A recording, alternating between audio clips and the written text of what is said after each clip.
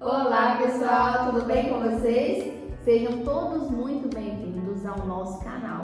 Hoje começaremos uma discussão super interessante sobre o comportamento dos fármacos no organismo, um tema fundamental para entendermos como os medicamentos agem em nosso corpo. Nesta primeira parte, vamos explorar os conceitos básicos e fundamentais sobre a interação dos medicamentos no organismo, desde a absorção até a excreção. Mas fiquem ligados, pois na parte 2 iremos nos aprofundar ainda mais nesse assunto fascinante. Vamos lá!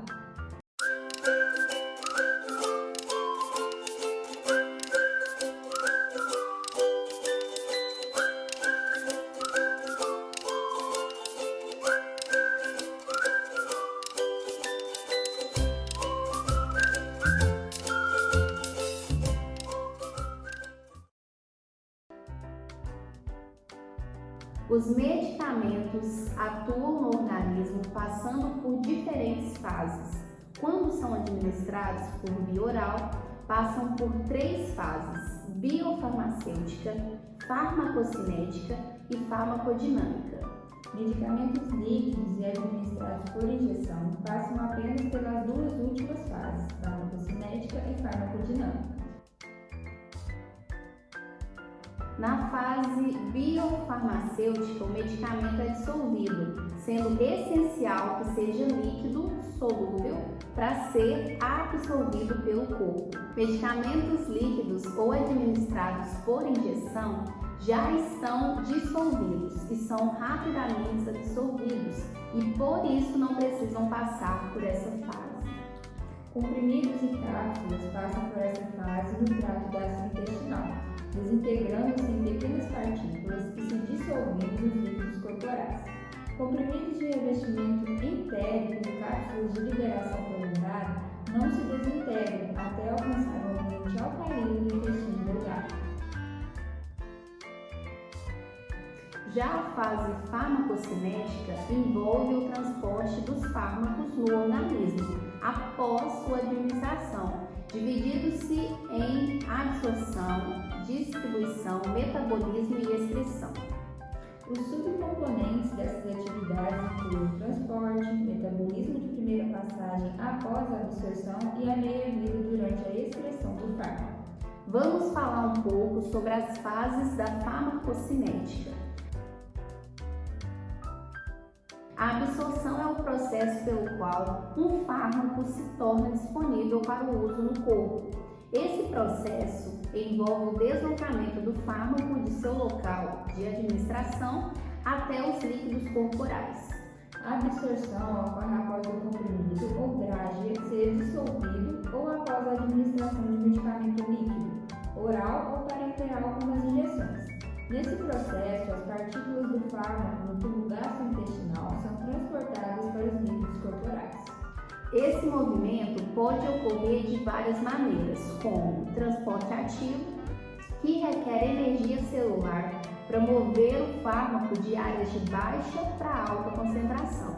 Transporte passivo, onde o fármaco se move de áreas de alta para baixa concentração, sem o uso de energia celular. E pinocitose, quando as células incorporam a partícula do fármaco. Vários fatores influenciam a velocidade de absorção, incluindo a via de administração, solubilidade do fármaco e condições específicas dos tecidos corporais. A absorção é mais rápida quando o fármaco é administrado por via intravenosa e mais lenta quando administrado por via oral, intramuscular ou subcutânea, devido às membranas mucosas complexas do tubo gastrointestinal, do músculo e da pele que retardam a passagem do fármaco. Condições como lipodistrofia e metabolismo de primeira passagem podem afetar a absorção de um fármaco. A lipodistrofia é a atrofia do tecido subcutâneo em consequência de injeções subcutâneas repetidas, e o metabolismo de primeira passagem é um processo no qual o fármaco absorvido pelo intestino delgado passa pelo fígado antes de entrar na circulação sistêmica. O fígado pode metabolizar uma quantidade significativa do fármaco antes que ele alcance o corpo, levando a uma redução da quantidade de fármaco ativo disponível para produzir efeitos terapêuticos. Isso pode resultar na necessidade de doses mais altas do medicamento para alcançar os efeitos desejados. Após a absorção, temos a distribuição, na qual a circulação sistêmica distribui os fármacos para os diversos tecidos ou locais-alvos do corpo. A distribuição depende da ligação às proteínas, fluxo sanguíneo e solubilidade do fármaco. Quando o fármaco circula pelo sangue, pode-se ligar a proteínas plasmáticas, sendo que apenas o fármaco livre na circulação produz efeito terapêutico. Fármacos ligados a proteínas são inativos até que essas moléculas proteicas liberem o fármaco, permitindo a sua difusão pelos tecidos e interação com receptores específicos para produzir o efeito terapêutico. Um fármaco é considerado altamente ligado a proteínas quando mais de 80% da sua concentração no sangue está associada a essas moléculas. A distribuição é mais rápida para áreas com grande suprimento sanguíneo, como coração, fígado e rins, e mais lenta para órgãos internos, pele e músculos. A solubilidade do fármaco também afeta sua distribuição, com fármacos lipossolúveis atravessando a membrana celular mais facilmente do que os hidrossolúveis. O metabolismo é o processo pelo qual o corpo transforma um fármaco em uma forma mais ou menos ativa, conhecida como metabólito, que pode ser excretada. Geralmente, os metabólitos são formas inativas do fármaco original, mas em alguns casos podem ter atividade farmacológica. Os metabólitos podem sofrer metabolismo adicional ou serem excretados do corpo de modo inalterado. A maioria dos fármacos é metabolizada no fígado, mas os rins, pulmões, plasma e mucosa intestinal também podem auxiliar no metabolismo dos fármacos. A excreção é a eliminação dos fármacos do corpo e ocorre através dos rins, que excretam os compostos após eles serem inativados pelo fígado. Contudo, alguns fármacos são excretados sem alteração pelos rins, sem o envolvimento do fígado, enquanto outros podem ser eliminados por outras vias, como suor, leite materno, ar expirado ou fezes. Pacientes com doença renal, crianças e idosos podem necessitar de reduções na dosagem e monitoramento da função renal devido a possíveis complicações. A meia-vida de um fármaco é o tempo necessário para eliminar 50% da substância do corpo, influenciando na frequência das doses necessárias. Fármacos com meia-vida curta requerem administrações mais frequentes, enquanto os de meia-vida longa necessitam de doses menos frequentes. Pacientes com doenças hepáticas ou renais podem ter dificuldades na excreção dos fármacos, aumentando o risco de toxicidade por efeito cumulativo, visto que os órgãos excretores não removem as substâncias do corpo. Portanto, é importante realizar avaliações frequentes em pacientes idosos ou com comprometimento renal e hepático. O efeito terapêutico de um fármaco determina a cronologia de sua administração. 3 fatores são importantes em relação à atuação do fármaco no organismo. Esses são o início, o pico e a duração. O início de ação é o tempo entre a administração e o início do efeito terapêutico. O pico de concentração é quando a velocidade de absorção e eliminação do fármaco são iguais, porém nem sempre corresponde ao momento de resposta máxima. A duração da ação é a duração do efeito terapêutico. Estes fatores devem ser considerados ao determinar a frequência de administração do fármaco, garantindo a manutenção dos níveis sanguíneos adequados para que o fármaco atue corretamente. A farmacodinâmica é o estudo dos mecanismos farmacológicos que produzem mudanças bioquímicas ou fisiológicas no organismo. Após a administração do fármaco, ele percorre... Você fez igual? Usar. Após a administração de um fármaco, ele percorre a corrente sanguínea, atingindo diversos tecidos do corpo, podendo produzir mais de um efeito. O efeito farmacológico primário é o desejado ou terapêutico, enquanto os efeitos secundários referem-se a todos os outros efeitos, desejáveis ou indesejáveis. Os fármacos geralmente têm afinidade por órgãos ou tecidos específicos, exercendo sua ação máxima em nível celular nessas áreas específicas, chamadas de locais-alvo.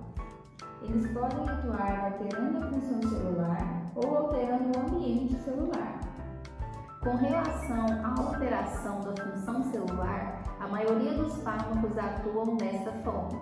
Um fármaco não pode mudar completamente a função celular, mas pode alterá-la, aumentando ou diminuindo certas funções fisiológicas, como aumento da frequência cardíaca, redução da pressão arterial ou aumento do débito urinário. Muitos fármacos atuam por meio da interação do fármaco-receptor, alterando a função de uma célula. Isso ocorre quando a molécula do fármaco se liga seletivamente a um receptor na superfície da célula, interagindo com ele para produzir uma resposta farmacológica.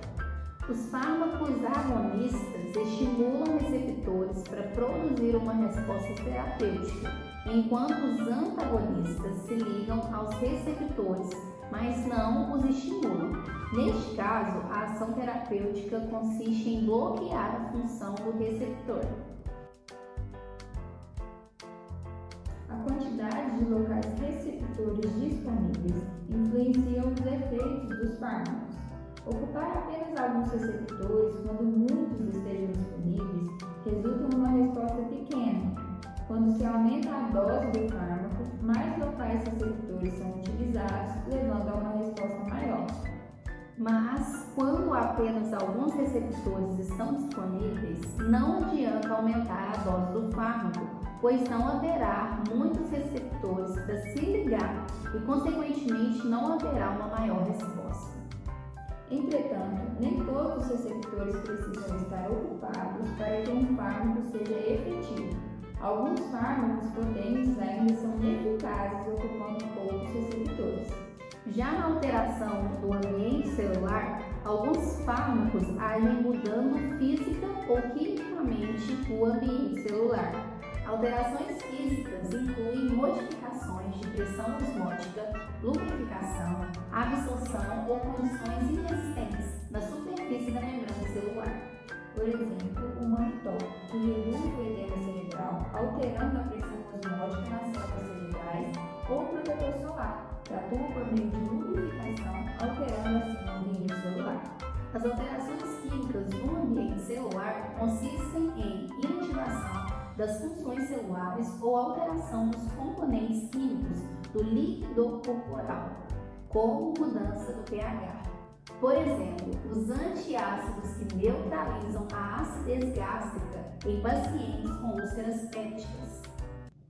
Outros fármacos, como antineoplásicos e antibióticos, atuam principalmente na membrana celular e em processos celulares, interferindo nos processos metabólicos normais, interferindo nos processos. Perdão, eu estava segurando. Outros fármacos, como antineoplásicos e antibióticos, atuam principalmente na membrana celular e em processos celulares, interferindo nos processos metabólicos normais e levando à morte da célula.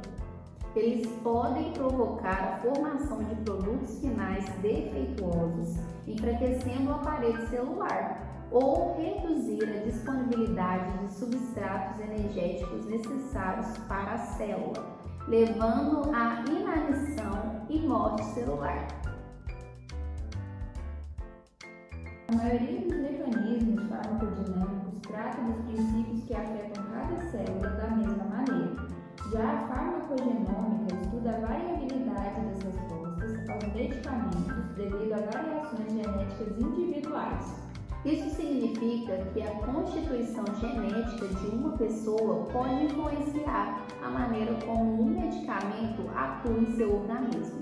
Essa descoberta foi feita durante o projeto Genoma Humano, quando cientistas determinaram os diferentes componentes do código genético humano. A farmacogenética refere-se à criação de terapia farmacológica individualizada, permitindo a escolha adequada e a dosagem correta de medicamentos para cada indivíduo. E assim chegamos ao final dessa primeira parte sobre o comportamento dos fármacos no organismo. Na parte 2, aprofundaremos ainda mais nesse tema, trazendo novos conceitos como reações, interações e fatores que influenciam a resposta dos fármacos. Fique de olho em nosso canal para não perder a continuação dessa discussão importante e não se esqueça de deixar seus comentários e dúvidas para que possamos abordá-los na próxima parte. Se você gostou do conteúdo, não se esqueça de deixar um comentário, compartilhar com seus colegas e se inscrever no nosso canal para mais conteúdo educacional sobre saúde. Até a próxima! Até a próxima!